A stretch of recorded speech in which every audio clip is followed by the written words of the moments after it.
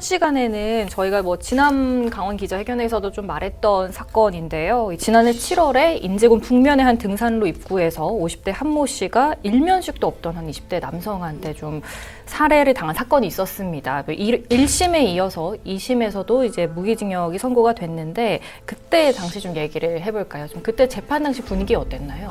저는 이 피고인의 태도에 대해서 꼭 한번 얘기를 해보고 싶어요. 네. 제가 이렇게 법정에서 이렇게 오가면서 취재를 하다 보면은 네. 이 선고를 받는 피고인의 유형은 크게 저는 한 두 가지 정도라고 생각을 해요.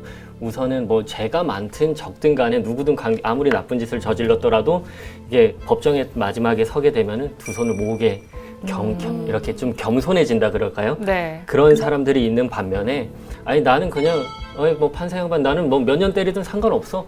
나 어차피 그냥 충분히 살다 또 나오면 돼. 또 하면 돼. 약간 요런 좀 아나무인식 태도를 보이는 피고인 이런 부류가 있는데 두 가지 네. 부류가 있다고 생각하는데 이 등산객 살인사건 피고인 같은 경우에는 이 두 유형에도 속하지 않는 굉장히 특이한 유형의 피고인이었어요. 네. 그러니까 좀 뭐랄까 눈에 초점도 좀 없고 그러니까 어떤 미동도 없어요. 손짓이나 발짓 뭐 이런 것도 전혀 몸에 움직임이 네. 없고 걸음걸이도 너무 지나칠 정도로 자연스럽다고 해야 될까요?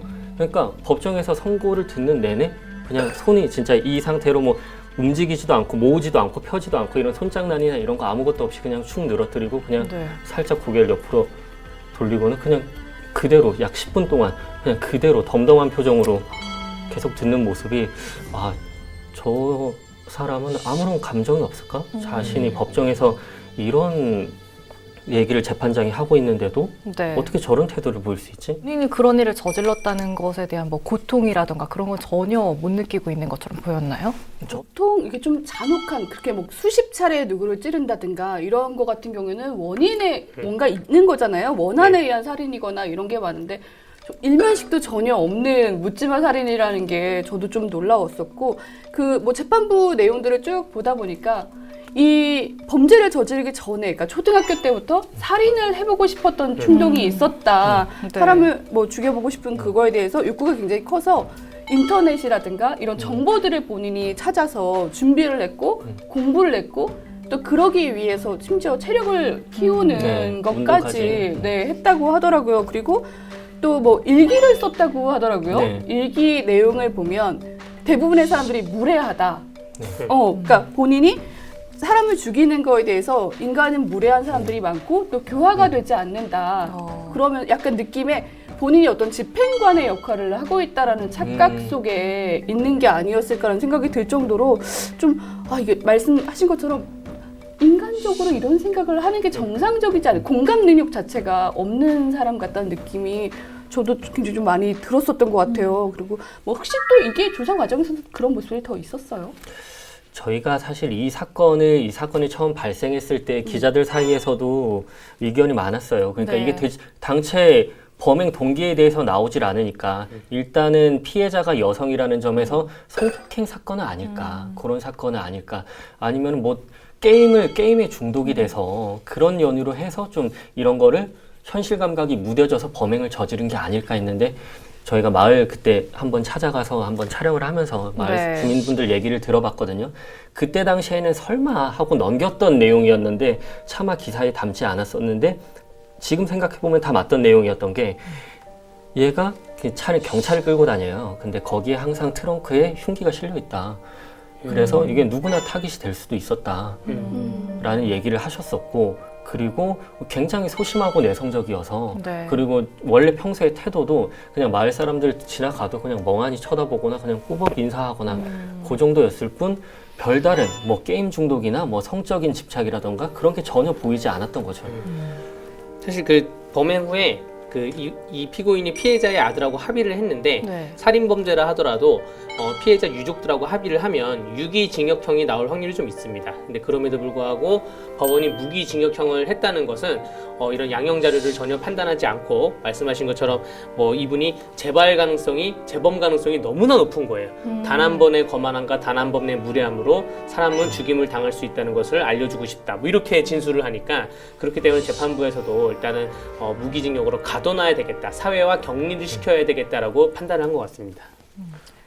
그 내용을 보면 범행 이후에도 뭐 시간 낭비했네, 재미없었다, 뭐 이렇게까지도 썼다면서요. 그 부분이 이제 1심하고는 달리 2심에서 새로 드러난 부분인데요. 네. 이제 1심을 통해서는 충분히 이 피고인의 좀 살인에 대한 욕구나 충동, 그리고 좀 불특정 다수에 대한 적개심 이런 것들이 많이 드러나 그 부분은 충분히 알려져 있었는데 네. 범행 후에 어떤 감정을 느꼈느냐라는 부분에 대해서는 뭐 짐작은 했지만 알려진 바는 없었어요. 네. 근데 이제 2심 판결을 통해서 알려진 게 살인했는데 흥분이나 재미, 죄책감이 안 느껴져. 그냥 귀찮을 뿐이야. 내가 왜 이딴 걸 위해 지금까지 시간을 낭비했는지 원. 네. 이미 시작한 거 끝을 봐야지. 의미도 없고 재미도 없고 귀찮기만 하네. 아예 시작을 안 했어야 되나? 지금 들으면서도 좀 소름이 좀 끼치는 네. 것 같은데, 그래서 이번에 그 피고인 이 씨가 원래 심신미약을 주장을 했었잖아요. 네. 이거에 대해서는 좀 받아들이지 않은 거죠, 재판부가. 네, 그렇죠. 아무래도 이제 범행 당시에 이제 심신미약 상태였다라는 네. 점으로 해서 이제 좀 감형을 받기 위한 전략이었다고 생각이 되는데, 재판부에서는 뭐 당시 사물을 변별할 능력이나 뭐 심신장애 뭐 이런 심신미약 상태에 있지 않았다라고 본 거고요. 뭐 익히 알고 계시듯이 초등학교 때부터 살인에 대한 욕구를 품어왔었고, 그리고 더 소름 돋는 건 성인이 됐을 때까지 우리 가족들, 주변인들이 그거를 전혀 느끼하지 못할 정도로 자신을 스스로 통제를 했고, 범행 당시 그 계획, 수법, 심지어는 그거를 은폐하려는 그런 계획까지 다 세워놓은 상태였고, 네. 그리고 범행 후에도 일기장에 썼듯이 아무런 죄책감이나 반성 따위 느끼지 않았고, 그런 점 봤을 때, 그리고 정신 감정 결과도 전혀 특정할 만한 정신과적 진단이 나오지 않았기 때문에 다 기각됐습니다. 그 주장은. 최근에 한 프로그램에서 한 심리학과 교수가 이제 분노 조절 장애라는 게 일상에서 쓰는 건 장애가 아니다. 마동석을 보고도 달려들어야 분노가 조절되지 않는 장애다라고 하잖아요. 근데 이렇게 좀 이렇게 범죄를 저지르고 나서도 그러니까 심신미약을 이유로 좀 감형을 요구하고 막 이러는 사례들이 많잖아요. 네, 맞습니다. 그럼 예. 변호사님 보시면 좀 어떠세요?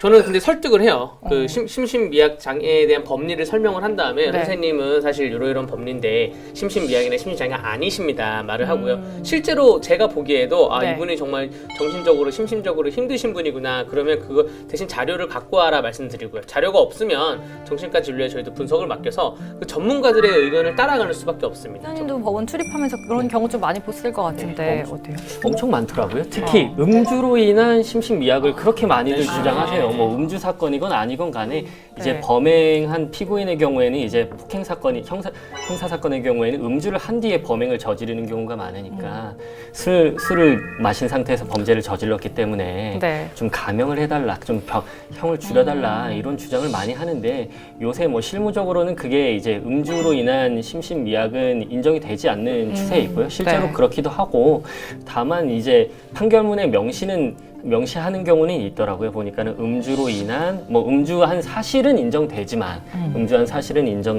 심신미약은 인정할 수 없다. 뭐 그런 쪽으로 이제 판례가 지금 추세가 가고 있기 때문에 앞으로도 뭐 음주로 인한 심신미약은 인정되지 않을 것 같고, 예, 특정할 만한 정신병이나 이런 게 없다면 아마 네. 인정받기가 힘들지 않을까. 예.